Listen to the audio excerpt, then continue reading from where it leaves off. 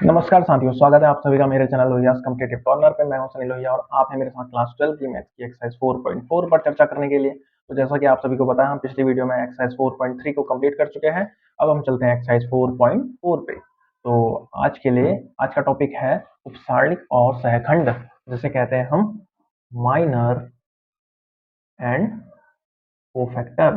ठीक है, इसे हिंदी में क्या पढ़ते हैं? उपसारणिक। उपसारणिक व सहखंड। ठीक है, उपसारणिक और सहखंड होता क्या है भाई? ये हमारी चल रही है एक्सरसाइज 4.4। उपसारणिक और सहखंड क्या होता है, चलो आज देखते हैं। तो सबसे पहले हम लिख लेते हैं, एक मान लिया कोई सारणिक है हमारे पास। ये है हमारे पास कोई सारणिक A11, A12, A13 और दूसरा है A21, A22, A23। Third row में है A31, A32, A33। ठीक है, ए किसे डिनोट कर रहा है? नंबर ऑफ एलिमेंट को। ठीक है, अच्छा अब हमें यहाँ पे मानो उपसारणिक निकालना। उपसारणिक को डिनोट करते हैं हम एम से, माइनर। ठीक है, अब हमसे कह दिया कि भाई निकालिए इस अवयव का सारणिक। मानो हमसे पूछा है कि A12 का उपसारणिक निकालिए, उपसारणिक ज्ञात कीजिए। उपसारणिक का मतलब होता है ना, इसे सारणिक का छोटा भाग। ठीक है, अब वो कैसे निकाला जाता है? अब देखो, M12 निकालेंगे हम। ठीक है, A12 का मतलब M12 निकालना है, माइनर ऑफ 12। 12 क्या है? पहली पंक्ति और दूसरे स्तंभ का अवयव, तो वो है ये। तो अभी तक हम जैसे प्रसार करते हुए आए थे, लगभग वही विधि है। क्या करना है आपको? इस स्तंभ को छोड़ो, इस पंक्ति को छोड़ो, बचा क्या? हमारे पास बचा A21, A31 और A23, A33। ठीक है, यहाँ पे मान कैसे निकल जाएगा? इन दोनों को मल्टीप्लाई कर दो, इन दोनों को मल्टीप्लाई कर दो और माइनस कर दो। A21 into A33 minus A23 into A31। ठीक है, ये आपका निकल गया माइनर ऑफ 12। ऐसे ही मान लो हमसे कहा है कि इस अवयव का उपसारणिक निकालिए, या इसका देख लेते हैं। ठीक है, तो हम लिख लेंगे A23 का उपसारणिक। ठीक है, इसका उपसारणिक कैसे निकालेंगे? हमसे बोलेगा कि इस अवयव का उपसारणिक निकालें, तो लिख लेते हैं M23 इक्वल टू, देखो इस पंक्ति को छोड़ दो, इस स्तंभ को छोड़ दो, बचा क्या आपके पास? ये तो नोट कर लो इसे। 1 1 A12, A31, A32। ठीक है, इसको सॉल्व करते हैं, इन दोनों को मल्टीप्लाई करो और माइनस कर दो। Simple, A11 into A32 minus A12 into A31। ये आपका आ गया M23। ऐसे ही किसी भी अवयव का उपसारणिक निकालना हो तो विधि यही रहेगी। ठीक है, मान लो हमारे पास ये है, अभी तो 3 गुणा 3 कोटि का सारणिक है। मान लो हमारे पास 2 गुणा 2 कोटि का सारणिक हो। मान लो ये है delta equal to A11, A12, A21, A22। ठीक है, ये सारणिक है। अब यहाँ पे कहा है कि इसका उपसारणिक निकालिए, तो और ज्यादा सिंपल है। A11 का उपसारणिक निकालिए। ठीक है, कैसे निकालेंगे? M11 इस स्तंभ को छोड़ दो और इस पंक्ति को छोड़ दो, बचेगा क्या? ये अवयव। तो आ गया A22, सीधा मान, बात खत्म। मान लो इसी सारणिक से हमें एक और क्वेश्चन दे रहा है कि इसका उपसारणिक निकालिए, A21 का उपसारणिक। ठीक है, तो कैसे निकालेंगे इसका उपसारणिक? सबसे पहले आपका कौन सा अवयव है? ये देखो, ये अवयव है, तो इस स्तंभ को छोड़ो, इस पंक्ति को छोड़ दो, बचिएगा क्या हमारे पास? A21 इक्वल टू, ये बचना है। तो हमारे पास आ गया इसके उपसारणिक का मान। 2 गुणा 2 कोटि के सारणिक में से उपसारणिक निकालना बहुत आसान है, लेकिन इसमें थोड़ा सा अलग है, कठिन नहीं है, अलग है बस। ठीक है, तो आप इसे नोट कर लो। अब हम बताते हैं सहखंड। अच्छा मान लो हमें इस सारणी में से कह रहा है कि इस अवयव का सहखंड ज्ञात कीजिए। इसका A22 का सहखंड ज्ञात कीजिए। तो इसका सहखंड कैसे निकाला जाएगा भाई? मेथड सेम है, इसको बस दिखाते हैं। कैपिटल ए से कौन सा एलिमेंट है? 2 दूसरी पंक्ति और दूसरे स्तंभ का अवयव है। इसका सहखंड निकालने के लिए हमें क्या करना है? देखो, इस स्तंभ को छोड़ो, इस पंक्ति को छोड़ो, वो काम तो करना ही है आपको, लेकिन साथ में -1 की पावर भी लिखनी है। -1 की पावर कौन सा एलिमेंट है? 2 + 2 ये आ जाएगी पावर में, ठीक है, इनटू क्या बचा हमारे पास, ये पंक्ति छोड़ दिया हमने, ये स्तंभ छोड़ दिया हमने, तो बचा देखो 1 1 1 3 3 1 और 3 3, A11 A13 A31 A33, ठीक है। तो हम यहाँ पे इसे क्या कह सकते हैं, इसे हम इस एलिमेंट का उपसारणिक भी कह सकते हैं। तो यह आ जाएगा M22 इंटू -1 की पावर 2 + 2, ठीक है।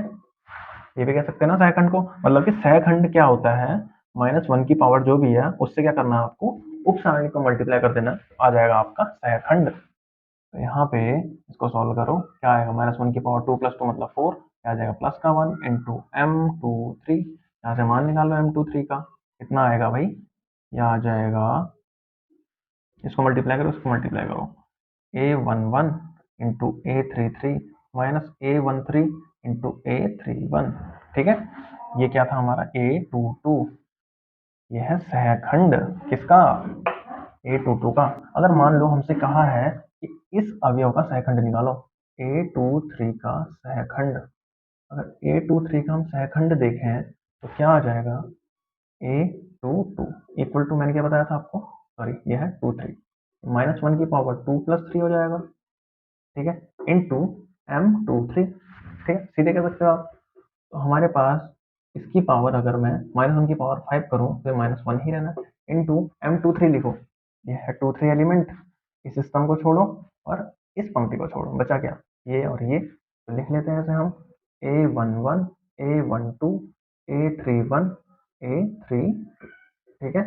ये हमारे पास आ गया -1 इंटू, इसको मल्टीप्लाई करो, इसको मल्टीप्लाई करो और माइनस कर दो, A11 into A32 minus A12 into A31, ठीक है, माइनस अंदर मल्टीप्लाई हो जाएगा, ये प्लस का हो जाएगा माइनस का हो जाएगा, A12 into A31 minus A11 into A32, ठीक है। ये क्या है हमारे पास A23, मतलब कि इस एलिमेंट का सहखंड, ठीक है। तो आप ऐसे सहखंड और सारणिक उपसारणिक निकाल सकते हैं। अब मान लो 2 गुणा 2 कोटि का सारणिक है हमारे पास, A11 A12 A21 A22, ठीक है।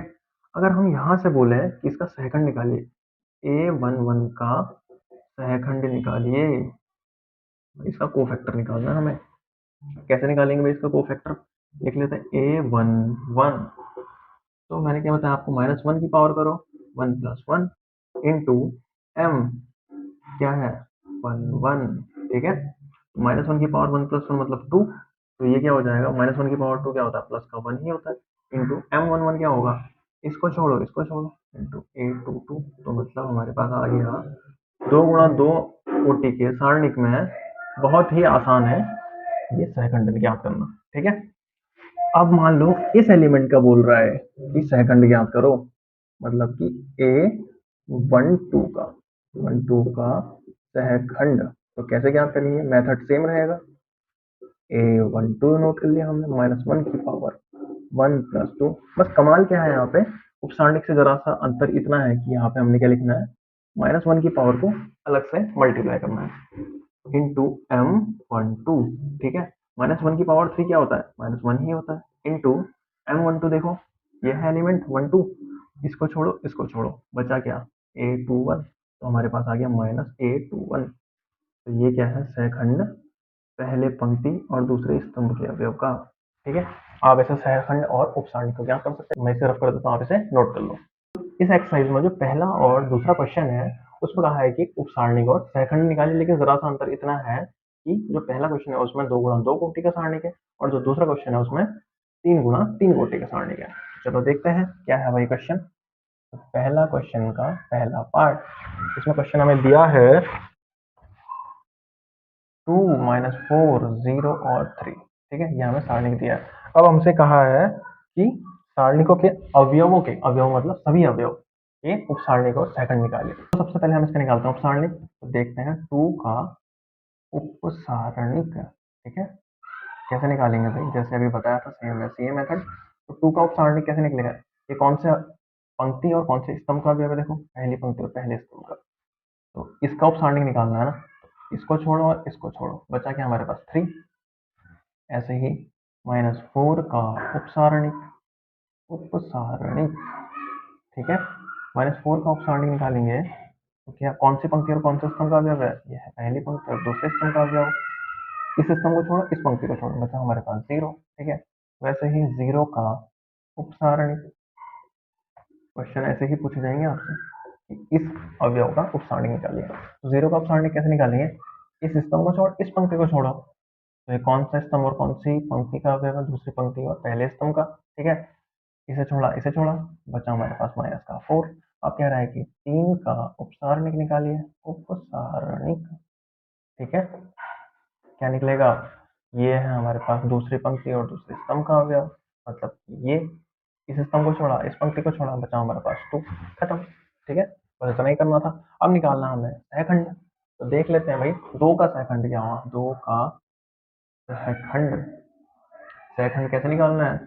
कुछ नहीं, बस जो हमने अभी तक उपसारणिक निकाले हैं उसमें क्या करना है, माइनस की पावर उस एलिमेंट का नंबर लिख देना है, ठीक है। तो इसे लिखते हैं A11, -1 की पावर 1 + 1 इंटू M11, यही तो पढ़ा है हमने अभी तक। तो -1 की पावर 2 क्या होता है, प्लस का 1 इंटू M11 क्या आया था हमारे पास 3, 1 इंटू 3 3, A11 हमारे पास आ गया 3, ठीक है। अब निकालना है हमें -4 का उपसारणिक, सॉरी -4 का सहखंड। तो -4 का सहखंड कैसे निकलेगा? ये कौन सी पंक्ति और कौन से स्तंभ का अवयव है?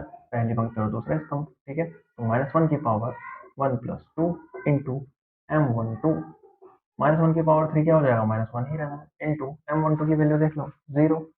तो हमारे पास आ गया A12 का मान 0, ये भी निकल गया। अब निकालते हैं हम 0 का सहखंड। तो 0 का सहखंड कैसे निकलेगा भाई, देख लेते हैं 0 का सहखंड कैसे निकालना। A21 -1 की पावर 2 + 1, क्योंकि क्या है, दूसरी पंक्ति और पहले स्तंभ का अवयव है, इंटू M21 -1 की पावर 3 क्या हो जाता है, -1 ही हो जाता है, इंटू M21 की वैल्यू देख लो -4। तो मान आ गया हमारे पास A21 का प्लस का 4, माइनस माइनस मल्टीप्लाई होकर प्लस बनाएंगे। अब क्या बचा हमारे पास अंतिम, 3 का सहखंड, 3 का सहखंड, ठीक है। तो 3 का सहखंड कैसे निकलेगा भाई? ए कौन सी पंक्ति और कौन सा स्तंभ है? दूसरी पंक्ति और दूसरा स्तंभ। -1 की पावर 2 + 2 इंटू M22, M22 -1 की पावर 4 क्या होता है, प्लस का 1 इंटू M22 क्या हो जाता है, 2 निकाला हमने मान, तो यहाँ आ गया मान 2, A22, 3 का सहखंड। तो पहले क्वेश्चन का पहला पार्ट सॉल्व हो चुका है। ऐसे ही पहले क्वेश्चन का सेकंड पार्ट भी आपको सॉल्व करना है। अब हम चलते हैं सेकंड क्वेश्चन में। वहां बस इतना डिफरेंट है कि जो हमें सारणिक दिया गया है वो है 3 गुणा 3 कोटि का। आप इसे नोट कर लो, मैं इसे रफ कर देता हूँ। इस एक्सरसाइज का सेकंड क्वेश्चन है हमारे पास। सेकंड क्वेश्चन का पहला पार्ट देखते हैं। उसमें हमसे कहा है एक सारणिक है 1 0 0 0 1 0 0 0 1, ठीक है। ये सारणिक दिया है हमें। क्वेश्चन ने कहा है कि इसके सभी अवयव के उपसारणिक और सहखंड ज्ञात कीजिए। तो सबसे पहले निकाल लेते हैं हम उपसारणिक, ठीक है। सीधे लिख लेते हैं हम सभी अवयवों के उपसारणिक, ठीक है। पहले सभी के उपसारणिक निकाल लेते हैं हम। M11 का निकालते हैं पहले, इस अवयव का। तो क्या आएगा, इसको छोड़ा, बचा क्या हमारे पास 1 0 0 1। तो क्या आएगा मान हमारे पास, 1 इंटू 1 1 -0, तो हमारे पास आ गया है, हमारे पास की वैल्यू आ गई 1, ठीक है। ऐसे ही M12 क्या है, वो 0 है। तो इस स्तंभ को छोड़ो, इस पंक्ति को छोड़ो, क्या क्या बचा हमारे पास, ये और ये, ठीक है। 0 0 0 1, मान आ जाता हमारा 1 इंटू 0 0 0 इंटू 0 0, आंसर आ गया 0। अब निकाल लेते हैं हम M13, ठीक है। क्या है ये एलिमेंट, इस स्तंभ को छोड़ा, इस पंक्ति को छोड़ा, बचा क्या हमारे पास 0 0 1 0, मान निकाल लो 0 इंटू 0 0 0 इंटू 1 0, आंसर आ गया 0, ठीक है। वैसे ही M21, M21 मतलब ये वाला एलिमेंट, इस पंक्ति को छोड़ो, इस स्तंभ को छोड़ो, बचा क्या हमारे पास 0 0 0 1, ठीक है। ये और ये बचे हैं ना। 1 इंटू 0 0 और 0 इंटू 0 0, इसका आंसर भी 0, ठीक है। अब निकालते हैं हम M22, M22 क्या है, ये है, और इस स्तंभ को छोड़ा, इस पंक्ति को छोड़ा, बचा क्या, 1 0 0 1, 1 0 0 1, 1 इंटू 1 1, 0 इंटू 0 0, और आगे हमारे पास आंसर 1। ठीक है, अब निकालते हैं M23, क्या आ जाएगा भाई मान, देख लो M23 क्या है, ये है, इस स्तंभ को छोड़ो, इस पंक्ति को छोड़ो, बचा हमारे पास 1 0 0 0। ठीक है, इसको सॉल्व कर लो, 0 इंटू 1 0, 0 इंटू 0 0, हमारे पास आंसर आ गया 0। ठीक है, ऐसे ही निकाल लेते हैं हम M31, ये है एलिमेंट M31, इसका वैल्यू, अब देखो इस स्तंभ को छोड़ो, इस पंक्ति को छोड़ दो, तो बचा हमारे पास 0 1 0 0।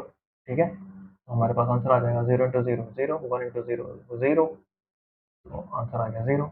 जैसे M32 इक्वल टू, 32 क्या है, ये एलिमेंट है, तो इस स्तंभ को छोड़ो, इस पंक्ति को छोड़ो, क्या क्या बचे हमारे पास, 1 0 0 0, इसको मल्टीप्लाई कर लो, ये आ जाएगा 0, ये आ जाएगा 0, तो आंसर आ जाएगा 0।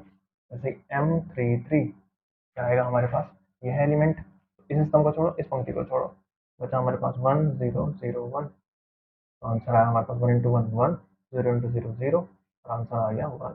ठीक है, हमने तो उपसारणिक निकाल लिए, अब सहखंड निकालने बाकी है, तो सीधे लिख देते हैं सभी अवयवों के सहखंड। ठीक है, सबका लिखते कहाँ है, एक ही बार में लिख लेते हैं, सभी अवयवों के सहखंड। तो मैंने क्या बताया था आपको, जो भी एलिमेंट हो सहखंड में क्या करते हैं, मान लो 1 1 का निकालना है, तो ये जिस नंबर का एलिमेंट है ना, उसको 1 की पावर पे लिख लो, -1 की पावर 1 प्लस 1 इंटू M11। तो देखो M11 की वैल्यू है 1, और ये -1 की पावर 2 क्या होती है, 1 ही होती है। ठीक है, तो आंसर आ गया 1। ऐसे ही A12 इक्वल टू क्या हो जाएगा, -1 की पावर 1 प्लस 2 इंटू M12, -1 की पावर 3 क्या होती है, -1 ही रहनी है, इंटू M12 क्या है, 0, तो ये आंसर आ गया 0। वैसे ही A13 क्या हो जाएगा, -1 की power 1 plus 3 into M13 equal to -1 की पावर 4, 1 रहना, इंटू 1 3 क्या हो जाएगा, 0, तो आ गया हमारा आंसर 0। वैसे ही A21 की वैल्यू -1 की पावर 2 प्लस 1 इंटू M21। ठीक है, -1 की पावर 3 क्या होती है, -1 हो जाता है, इंटू M21 की वैल्यू देख लो भाई क्या है, 0, इसका वैल्यू भी 0। ठीक है, अब निकालते हैं हम A22 की वैल्यू क्या आएगी, -1 की पावर 2 प्लस 2 इंटू M22।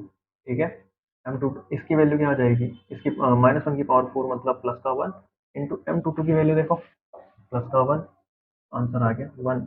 वैसे ही A23 क्या हो जाएगा, -1 की पावर 2 प्लस 3 इंटू M23, -1 की पावर 5 मतलब -1 इंटू M23 क्या है, ये है 0, तो आंसर आ गया हमारा 0। अब निकालते हैं हम A31 इक्वल टू -1 की पावर 3 प्लस 1 इंटू M31, तो -1 की पावर 4 क्या होता है, प्लस का 1 इंटू M31 क्या है, 0, आंसर आ गया 0। वैसे A32 क्या हो जाएगा, -1 की पावर 3 प्लस 2 इंटू M32, तो -1 की पावर 5 क्या होता है, -1 इंटू M32 की वैल्यू क्या है, 0, आंसर आ गया हमारे पास 0। वैसे A33 इक्वल टू -1 की पावर 3 प्लस 3 इंटू M33, -1 की पावर 6 क्या होता है, प्लस का 1 इंटू M33 क्या है, 1, तो हमारे पास आंसर आ गया है 1। तो हम निकाल चुके हैं इस सारणी के सभी माइनर्स, माइनस मीन्स उपसारणिक, इस सारणी के हमने निकाल दिए सारे उपसारणिक और सभी अवयवों के सहखंड। तो ऐसे ही आपको सॉल्व करना है, बहुत ही आसान है, आप कुछ सेकंड्स में ही सॉल्व कर सकते हैं। तो इसका जो नेक्स्ट पार्ट है वो आप खुद से सॉल्व कर सकते हैं, क्योंकि पूरा सेम क्वेश्चन है। तो अब हम चलते हैं इस एक्सरसाइज के थर्ड क्वेश्चन में, आप इसे नोट कर लो, मैं इसे रफ कर देता हूँ। तो अब हम चलते हैं इस एक्सरसाइज के थर्ड क्वेश्चन में। थर्ड क्वेश्चन हमसे कहा गया है कि एक सारणिक है 5 3 8 2 0 1 1 2 3। ठीक है, ये सारणी हमें इसने दिया है और कहा है कि इसकी जो दूसरी पंक्ति है इसका प्रयोग करके आप सारणी का मान निकालिए। अब कभी भी आपको सारणी का मान निकालना है किसी भी पंक्ति, किसी भी स्तंभ का प्रयोग करके, तो आप क्या कर सकते हैं ना, सारणी का मान निकालने के लिए ये देख लो, मान लो इससे ही देख रहे हैं हम, इस एलिमेंट का नंबर क्या है, 1 ठीक है, इनटू इसके सहखंड से मल्टीप्लाई कर दो, ठीक है, प्लस ये क्या हो जाएगा A22 दूसरी पंक्ति और दूसरे स्तंभ का अवयव इनटू इसका सहखंड, ठीक है, प्लस A23 इंटू A23, ठीक है ना। देख लेते हैं इसका मान क्या है, ये है 2 और सहखंड है ये, तो सहखंड के लिए क्या करते हैं हम, -1 की पावर 2 + 1 ये तो कर रहे थे, इनटू अब उपसारणिक देख लेते हैं इसका, इस स्तंभ को इस पंक्ति को छोड़ो, इस स्तंभ को छोड़ो, बचा क्या हमारे पास 3 8 2 3, ठीक है, प्लस A22 ये है 0 और इनटू अब ये सेकंड निकालना है, -1 की पावर 2 + 2 इनटू इसका उपसारणी क्या होगा भाई, ये स्तंभ छोड़ो ये पंक्ति छोड़ो, बचे हमारे पास क्या क्या अवयव 5 1 8 3, ठीक है, प्लस अब ये एलिमेंट लिख लो प्लस का 1 इनटू A23 कैसे निकालेंगे, -1 की पावर 2 + 3 इनटू इसका उपसारणी क्या होगा, इस स्तंभ को छोड़ो इस पंक्ति को छोड़ो, हमारे पास बचा 5 3 3 1 2, ठीक है। अब मान निकाल लेते हैं, 2 से पहले इसको सॉल्व कर लो अंदर, और यहाँ पे क्या आएगा, ये आएगा -1, ठीक है, इनटू अंदर क्या आ जाएगा 3 × 3 9 और 8 × 2 16, और ये तो जीरो से हम किसी भी नंबर को मल्टीप्लाई करें तो हमेशा क्या होता है वो जीरो ही बन जाता है, तो इसको सॉल्व करने की जरूरत नहीं, सॉल्व करना चाहो कर लेना। अब यहाँ देखो प्लस अब क्या आया हमारे पास 1 इंटू -1 की पावर 2 + 3 को सॉल्व करो, क्या आएगा -1 ही रहेगा, इंटू अंदर सॉल्व कर लो 5 × 2 ये हो जाएगा 10 -3 × 1 3, ठीक है, इक्वल टू अब यहाँ पहले अंदर सॉल्व कर लो, अब ये कितना आएगा और ये कितना आएगा, 2 × -1 माइनस का 2 इंटू ये कितना आएगा माइनस का 7, ठीक है, प्लस जीरो का ऐड करो या माइनस करो कोई फर्क नहीं पड़ना है, तो उसको लिखते ही नहीं है। अगला स्टेप देखते हैं, तो चलो यहाँ पे सॉल्व कर लेते हैं, ये आ जाएगा क्या -2, ठीक, अंदर क्या बचा 9 - 16 ये हो जाएगा माइनस का 7, ठीक है, प्लस जीरो को ऐड करो या माइनस करो कुछ फर्क नहीं पड़ना, तो उसको लिखते ही नहीं है। अब अंदर लिख लेते हैं 1 × -1 इंटू 10 - 3 क्या हो जाएगा प्लस का 7, यहाँ सॉल्व कर लो, ये हो जाएगा प्लस का 14 ये हो जाएगा माइनस का 7, तो हमारे पास जो वैल्यू आ गई सारणी की मान निकल गया हमारा 7, ठीक है। अगर मान लो आपको इस सारणी में इस पंक्ति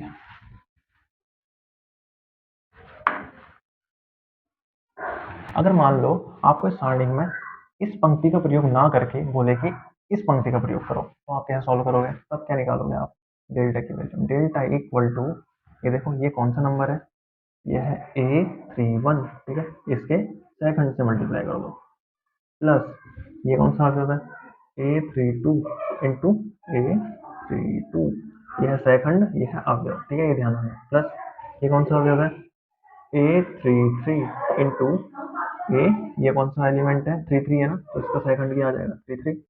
ऐसे आप किसी भी पंक्ति या किसी भी स्तंभ या किसी भी पंक्ति के द्वारा इस सारणी का मान निकाल सकते हैं, ठीक है, तो आप इसे नोट कर लो सही से। अब हम चलते हैं नेक्स्ट क्वेश्चन पे,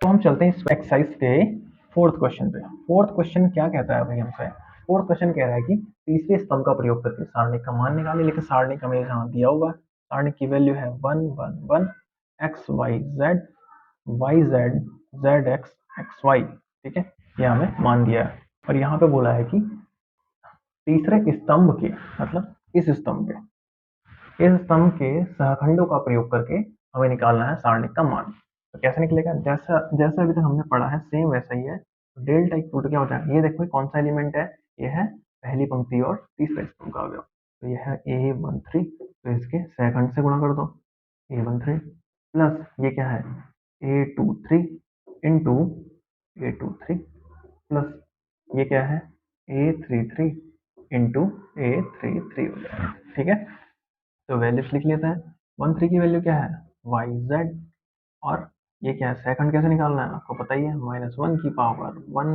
+ 3 इंटू इस स्तंभ को छोड़ा इस पंक्ति को छोड़ा, बचा क्या हमारे पास 1 1 YZ, ठीक है, प्लस 823 क्या है ZX है, और इसको मल्टीप्लाई कर देते हैं -1 की पावर 2 + 3 से इंटू इस स्तंभ को छोड़ा सॉरी इस पंक्ति को छोड़ा इस स्तंभ को छोड़ा, बचा क्या हमारे पास 1x 1z, ठीक है, प्लस A33 क्या है हमारे पास xy, इंटू -1 की पावर 3 प्लस 3 इंटू इस स्तंभ को छोड़ो, इस पंक्ति को छोड़ो, बचा क्या हमारे पास 1x 1y।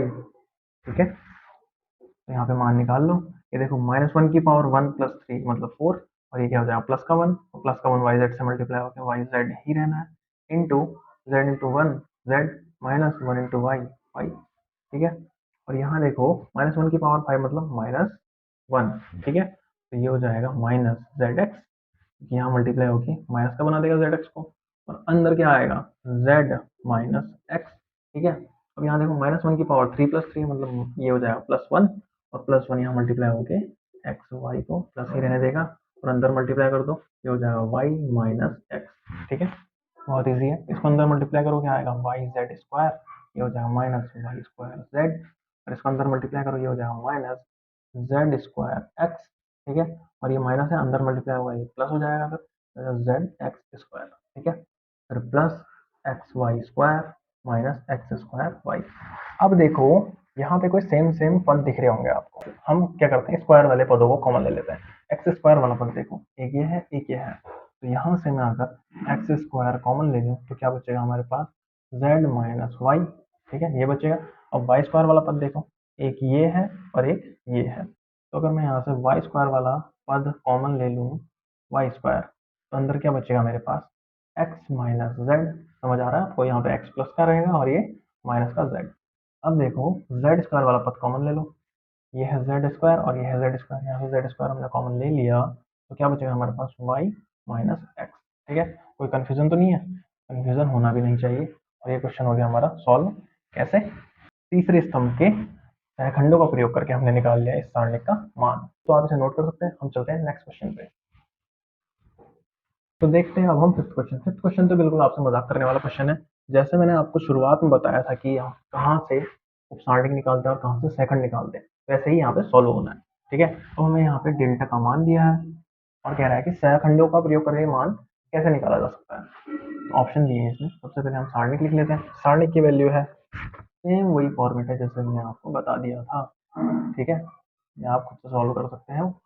A22 A23 और यह है A31 A32 A33। अब हमसे कहा है इसने कि सारणिक के सहखंडों का प्रयोग कीजिए और इसका मान निकालिए। तो ऑप्शन दिया, ऑप्शन तो देखने की जरूरत ही नहीं है, सीधे हम कैसे निकाल सकते हैं। मान लो इसके सापेक्ष निकाल रहे हैं तो क्या हो जाएगा, हमें पता है जो अवयव होता है वो अपने ही सहखंड से मल्टीप्लाई होता है, plus A12 into A12 plus A13 into A13। ठीक है, ये हो गया है सॉल्व। अगर यहाँ पे कुछ वैल्यूज होती A11 से A13 तक की, ठीक है, तो हम यहाँ पे पुट करके मान निकाल सकते थे। तो अगर यहाँ पे वैल्यूज आएंगी तो आप यहाँ पुट कीजिए और मान निकाल लीजिए। ठीक है, लेकिन यहाँ हमें ऑप्शन में से ऑप्शंस दिए हैं जिसमें से एक ऑप्शन सही है डी। ठीक है, और डी का मान क्या है, यहाँ पे डेल्टा निकाला हुआ है। वो किस पंक्ति के सापेक्ष निकाला है, इसने पंक्ति नहीं ली है, इसने लिया है स्तंभ। ठीक है, ये लिया पहला स्तंभ। हमें पता है भाई कभी भी हम मान निकालेंगे तो जो अवयव है वो किससे मल्टीप्लाई होगा, अपने ही सेकंड से। एक तो तरीका ये था हमारे पास, लेकिन ऑप्शन क्या है हमारे पास जो सही है यहाँ पे, वो है ये स्तंभ के द्वारा निकाला गया है। A11 into A11 plus A21 into A21 plus A31 into A31। ये ऑप्शन यहाँ पे सही है, क्योंकि ये तो मेथड है हमारा कि ऐसे हम निकाल सकते हैं कि जो हमारा अवयव है वो अपने ही सेकंड से मल्टीप्लाई होके अगर उनका योगफल कर दिया जाए तो सारणी का मान निकाल सकता है। लेकिन यहाँ पे जो ऑप्शन है उन ऑप्शंस में ये सही है, क्योंकि यहाँ पे जो एलिमेंट ये है उसी का सहखंड होना चाहिए, और जिस हिसाब से हमें पता है कि सहखंड कैसे निकालते हैं तो ये आंसर सही है। तो आप इसे नोट कर सकते हैं। आज के सेशन में बस इतना ही। आज के लिए थैंक यू। ज़्यादा से ज़्यादा लाइक शेयर और सब्सक्राइब कीजिए।